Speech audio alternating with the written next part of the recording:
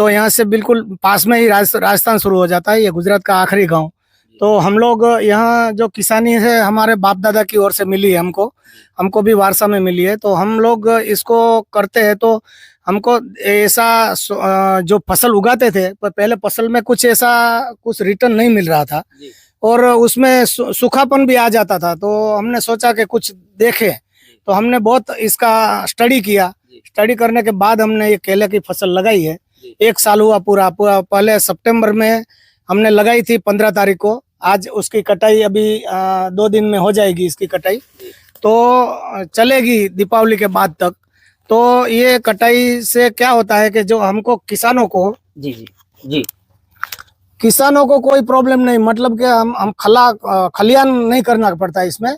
जो कटिंग आती है वो खुद काट के इधर से लेके जाते हैं, हमको खाली कांटा करना पड़ता है, वजन करना पड़ता है उसका। अच्छा। तो कोई प्रॉब्लम खेडूत को ज्यादा मेहनत नहीं होती। लेकिन उसको पहली साल जो केला है उसको जब बड़ा करने में बहुत दिक्कत रहती है पहले साल। अच्छा। बाद में जो इसका ये पीला है, देखो आप इसको दिखाओ, ये पीला है उसका जी। तो अभी ये केले कटने की साइज आई तब तक ये पूरा हो गया। अच्छा। तो जब तक ये कटेगा बाद में 6 महीने में ये भी निकाल देगा अपना बूटा। अच्छा। तो इस तरह से हम लोग उसको ये हमने 10 साल का टारगेट रखा है, 10 साल का। 10 साल का। हाँ, तो ये 10 साल में 6 महीने में हम केले लेने का टारगेट रखा है। अच्छा, अब भगवान कितना देता है हमको सपोर्ट वो अगली बात है।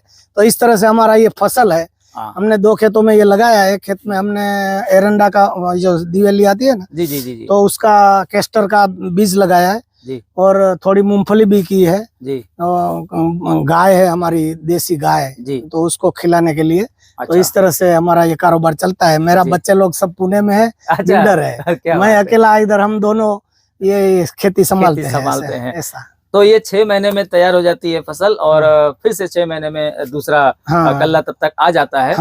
तो एक पेड़ पे लगभग कितना वजन का केला हो जाता है?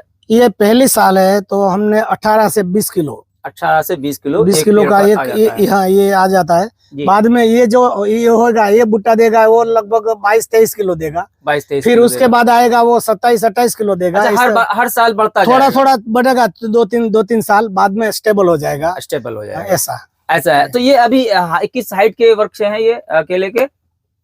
ये हाइट तो समझो ना आप, मेरे ख्याल 5 से 7 फीट। नहीं, पूरा तो 10 फुट लास्ट तक केला जो होगा ना। अच्छा। वो 10 फुट तक जाएगा बाद में।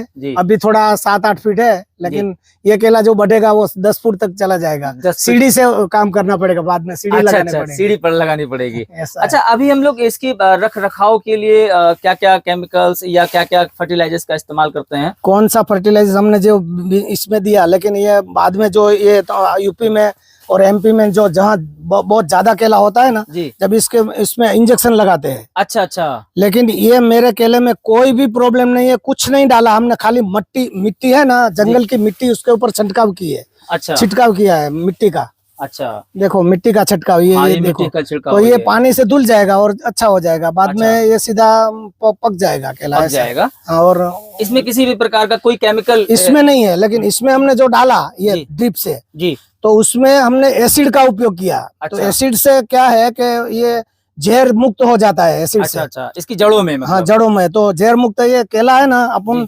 ऑर्गेनिक केला बोल सकते हैं। हाँ, प्योर ऑर्गेनिक केला है। मतलब क्या है कि जो हम जब हमारा केला एक्सपोर्ट होता है तो दुनिया की बाजार में रिटर्न नहीं आएगा, वो चला जाएगा। मतलब क्या है कि बाजारों में केला आपका बिक जाएगा, क्योंकि आप प्योर वैरायटी का केला बेच रहे हैं। और इसमें कोई भी मिलावट नहीं है, किसी प्रकार की केमिकल की मिलावट नहीं की गई है। ये हम स्टेप भी दिखा देते हैं इस तरह से। काका किसान भाई हमारे यहाँ से इसका छिड़काव करते हैं इसकी जड़ों में। और ये ड्रिप लाइन है, ड्रिप लाइन, पूरी ड्रिप लाइन। इसमें होल होते हैं। ये देखो ये होल है जी, उसमें से सब निकलता है। अच्छा, पानी निकलता है और ये खाद भी उधर से चढ़ाते हैं ना, ये रूम है जी, उसमें से खाद चढ़ाते हैं। तो ये खाद भी इसमें पूरा इस तरह से आगे तक चला जाएगा। ये ठीक लास्ट तक चला जाएगा। वो पूरे खेत में इसी तरह से ये बिखरा हुआ है। और सभी कहीं ये अपने जाकर के मतलब जो भी इसमें आप केमिकल या डालेंगे वो सब पूरे पेड़ पौधों में मिल जाता है। पूरे पौधों में मिल जाता है इस तरह। तो किसान भाई हमारा जहां से भी ये वीडियो देख रहे हैं इस तरह से भी ये लाभ कमा सकते हैं। हमारा मेन मकसद ये है दोस्तों कि गाँव में पलायन को रोका जाए और गाँव में ही रह करके खेती को बढ़ावा दिया जाए। जो हमारे किसान भाई हैं वो आमदनी को अधिक कर सकते हैं अपने खेत से। जी केले के अलावा और भी बहुत से पाक है, जामफल है, सीताफल है, और बहुत से लगा सकते हैं, ऐसा कुछ नहीं है। अच्छा, पानी कम होएगा तो भी चलेगा, बांस भी लगा सकते हैं, बांस भी लगा सकते हैं। अच्छा, ये अभी हमने कितने बीघा में खेती की होगी? बीघा हमारा होएगा अभी देखो, ये 8 एकड़ है तो 8 एकड़ का बीघा। अच्छा, 8 एकड़ में खेती की गई है। बीघा भी निकाल देता हूँ। अच्छा, तो ये 8 एकड़ में दोस्तों पूरी खेती की गई है और अभी हमारे दादाजी पूरा 14 बीघा है। 14 बीघा है, ये 14 बीघा टोटल खेत है और उसमें ये पूरे की पूरे नहीं, इधर और उधर दूसरा है मेरा खेत। अच्छा, दोनों मिला के केले का फसल है, वो 14 बीघा में है। अच्छा, तो इस 14 बीघा को जब हम लोग केले की फसल को उगा करके मंडी में बेचेंगे तो लाभ लगभग कितना अनुमानित हो जाएगा? लाभ का तो ठिकाना नहीं है, क्या है भाव चढ़ उतर होते हैं। अच्छा, अभी 7 रुपया भी मिलता है तो कुछ नहीं मिलेगा। अच्छा, तो 14 रुपया मिलेगा तो थोड़ा मिलेगा, ऐसा रहता है हर साल भाव। क्योंकि हमारे हाथ में नहीं है ना, भाव हमारे हाथ में नहीं है, गवर्नमेंट के हाथ में होता है। गवर्नमेंट के हाथ में भी नहीं है, मंडी वालों के हाथ में ही रहता है। अच्छा, वो मंडी किसान जो ये व्यापारी होते हैं उनके हाथ में रहता है। किसी कोई गवर्नमेंट का कोई अंकुश ही नहीं है मंडी पर। अच्छा, वो खुद की भाव चलाता है सब। अच्छा, ये जो व्यापारी हैं वहां पर बैठे हुए मंडियों के अंदर वो इसका भाव तय करते हैं कि कितना घटेगा कितना बढ़ेगा। लेकिन किसान भाई हमारे इस तरह से भी खेतों में अपने इस तरह की फसल लगा करके अधिक लाभ ले सकते हैं और उन्हें कहीं पलायन करने की आवश्यकता नहीं है। और ये बहुत अच्छी फसल होती है किसान भाइयों के लिए भी।